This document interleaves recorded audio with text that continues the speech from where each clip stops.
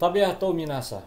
Ada satu istilah yang sering digunakan untuk menunjuk pada upaya berpengetahuan atau berpendidikan di Minahasa, yaitu sumikola. Nah, kata ini cukup dikenal oleh banyak kalangan Minahasa ketika dia mau menyebut tentang kegiatan atau upaya-upayanya dalam rangka berpengetahuan, menunjuk pada dua hal paling tidak, yaitu pada spirit berpengetahuan dan pada gerakan berpengetahuan atau sebuah upaya pendidikan yang holistik. Kata ini sebenarnya memang bentukan, tapi dia juga sebenarnya menggambarkan tentang karakter orang-orang Minahasa yang terbuka dan selalu berusaha untuk menemukan sumber-sumber pengetahuan dari mana saja. Kita lihat dari asal-usul kata ini. Kata sumikola dari kata sekolah, bahasa Melayu. Tapi bahasa Melayu sendiri mengadopsinya dari kata school dalam tradisi bahasa Amerika atau Eropa, Belanda misalnya.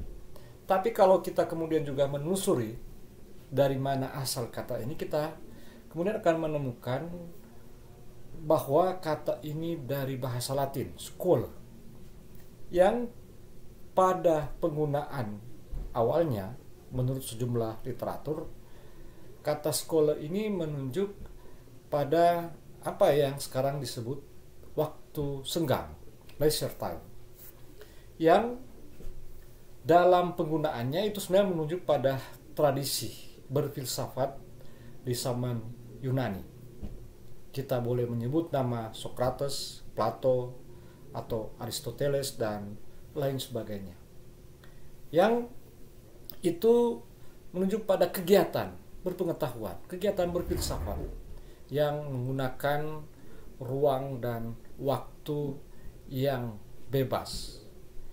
Kata sekolah menunjuk pada upaya untuk mencari pengertian-pengertian baru, pengetahuan-pengetahuan baru, dan itu menunjuk pada kedalaman sebuah pengetahuan, dan boleh kita katakan itu adalah filsafat, dan terutama dipahami bahwa untuk menemukan pengetahuan-pengetahuan baru, pemahaman-pemahaman baru, pengertian-pengertian baru, dan juga kebijaksanaan-kebijaksanaan baru, maka seseorang itu perlu membebaskan dirinya dari rutinitas atau juga dari ideologi-ideologi yang dianutnya sebelum dia kemudian masuk dalam proses itu, sehingga dia dapat dengan bebas untuk kemudian memahami suatu kenyataan atau kemudian menafsir suatu kenyataan, memaknai suatu kenyataan secara pengetahuan. Dengan manusia kemudian dapat membebaskan dirinya dari ikatan-ikatan ideologis sebelumnya atau tradisi dan lain sebagainya, maka dia dapat leluasa untuk kemudian memahami sesuatu secara lebih dalam atau lebih baru. Dan itulah mungkin dalam pengertian kata sekolah dalam praktiknya di masa itu. Tapi terutama ketika dia menjadi kata sumikola dalam bahasa Minahasa, itu sudah menunjuk sama juga sebenarnya, tapi tentu dalam nuansa atau pemaknaan keminahasaan, yaitu sebuah gerakan berpengetahuan, berpendidikan. Kalangan tertentu yang mengkaji atau mendiskusikan kata sumikola ini sering menunjuk pada sejarah atau biografi berpengetahuan dari seorang pahlawan nasional, yaitu Dr. DSSJ Samratulangi atau sering disebut Om Sam.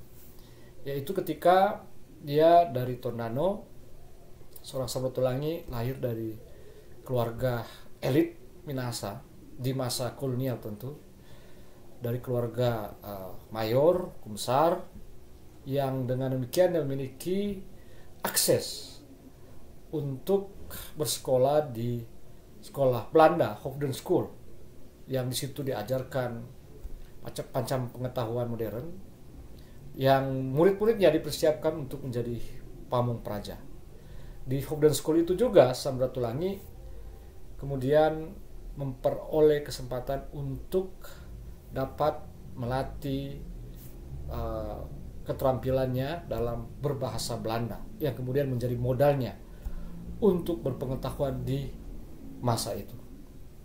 Dari Tondano kemudian dia mungkin juga ke pelabuhan Manado, lalu dari situ dia mungkin singgah sebentar di Batavia dan ke Eropa. Di Eropa kemudian dia menerima pengetahuan modern termutakhir di masa itu, dan jadilah Samratulangi sebagai seorang doktor matematika. Proses itulah yang kemudian sering disebut sebagai sumikola. Tapi sesungguhnya sebelum Samratulangi, kira-kira pertengahan abad 19, yaitu 1850-an, ada 2 orang Minahasa yang sudah dapat meraih atau berhasil mencapai katakanlah pusat pendidikan atau pusat pengetahuan modern di masa itu, yaitu Belanda. Yaitu seorang yang bernama Joseph Frasu. Dia anak piara dari Ulvers di Kumulembuai, Minahasa bagian selatan. Dan yang kedua adalah Lambertus Mangindaan.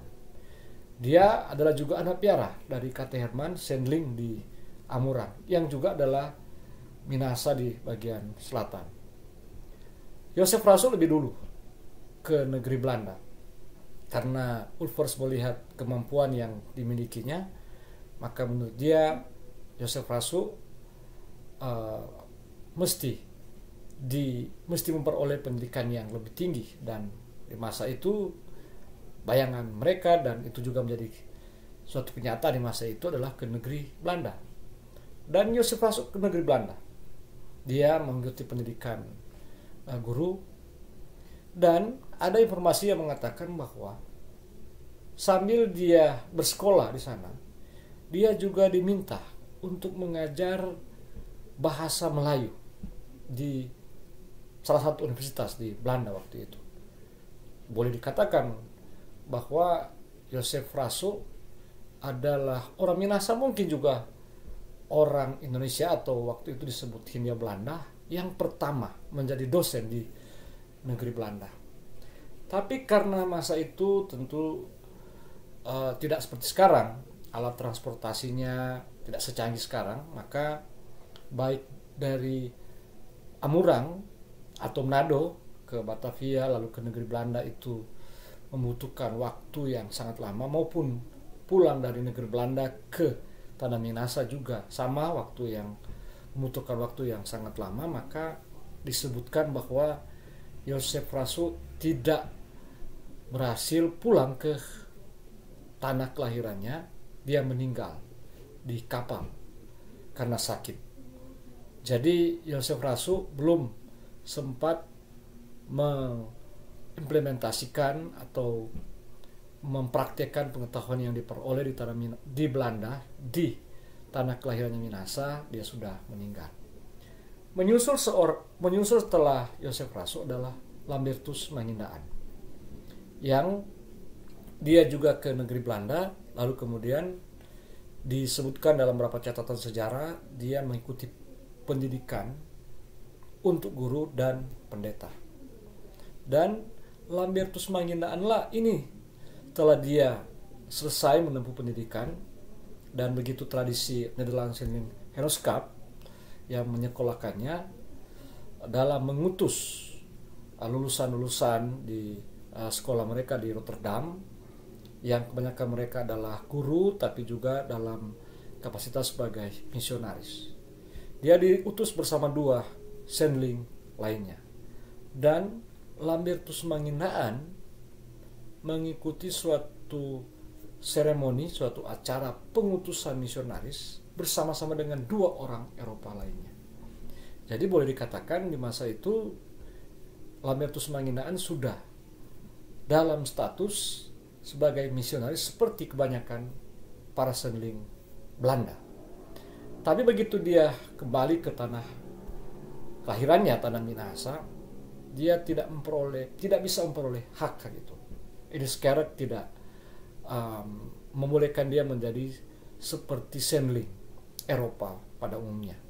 Dan kemudian dinyatakan perlawanan dan akhirnya menjadi guru di Hogden School Tondano.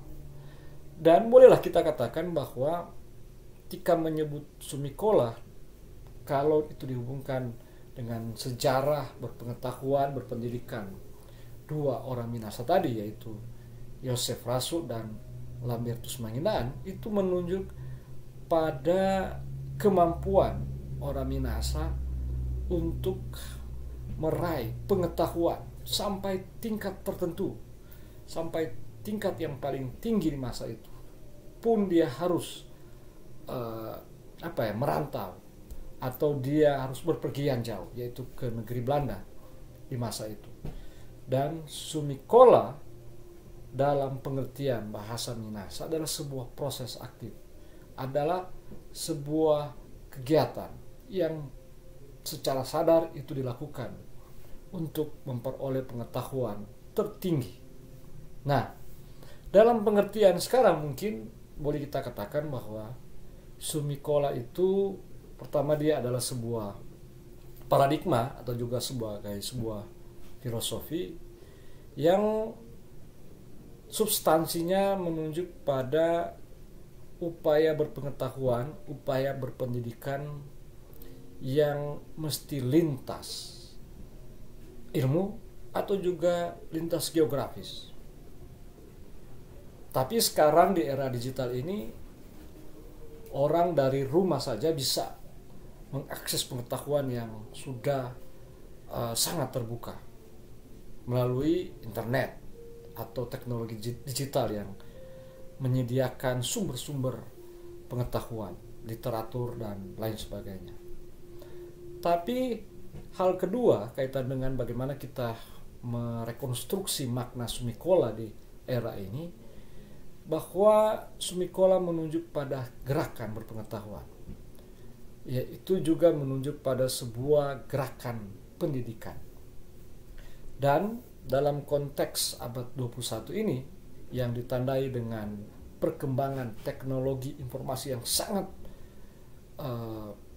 sangat modern, atau kemudian kebanyakan disebut teknologi digital, maka mestinya Sumikola menunjuk pada praksis berpengetahuan, berpendidikan. Di Minahasa hari ini, mulai dari sekolah dasar sampai SMA itu ada banyak sekali. Terutama sekolah-sekolah dasar, sekolah-sekolah menengah pertama yang dikelola oleh Gereja Masehi Injil di Minahasa. Yang kebanyakan sekolah-sekolah dasarnya adalah warisan dari para sendeling di abad 19 dan awal abad 20, dan boleh kita katakan mendekati pertengahan abad 20 itu. Secara kuantitas, dalam hal lembaga-lembaga pendidikan di Minahasa sebenarnya tidak diragukan lagi. Tapi dari perspektif Sumikola, maka perlu dipertanyakan korelasi antara kuantitas itu dengan kualitas. Sebab pada akhirnya kemudian ketika bicara pengetahuan, bicara pendidikan, tidak hanya menyangkut jumlah banyak lembaga pendidikan itu, tapi juga kualitas dari penyelenggaraan pendidikan itu. Nah, karena Sumikola juga bermakna gerakan, maka mungkin ini jadi satu refleksi juga bagi Tou Minahasa hari ini, yaitu tentang substansi dari upayanya berpendidikan, upayanya berpengetahuan. Yang boleh kita katakan bahwa sejak dahulu kala melalui sistem papendangan di Minahasa dan dalam perjumpaannya dengan pendidikan modern Eropa yang diperkenalkan oleh para senling, atau memang begitu substansi atau katakanlah dasar dari pendidikan universal itu adalah visinya kepada pengembangan daya, pengembangan kapasitas-kapasitas manusia dalam upayanya untuk mencari jalan keluar dalam menghadapi berbagai tantangan kehidupannya. Jadi sumikola itu mesti berorientasi pada transformasi. Bagaimana pengetahuan secara intelektual, pengetahuan secara keterampilan dapat mengubah situasi. Tapi juga kemudian dapat merekonstruksi sebuah cara baru untuk melanjutkan kehidupan. Demikianlah boleh kita katakan itu makna dan cara baru kita memahami apa yang disebut sumikola. Karena pada kata sumikola itu sendiri sebenarnya sudah terkandung suatu upaya berpengetahuan yang lintas.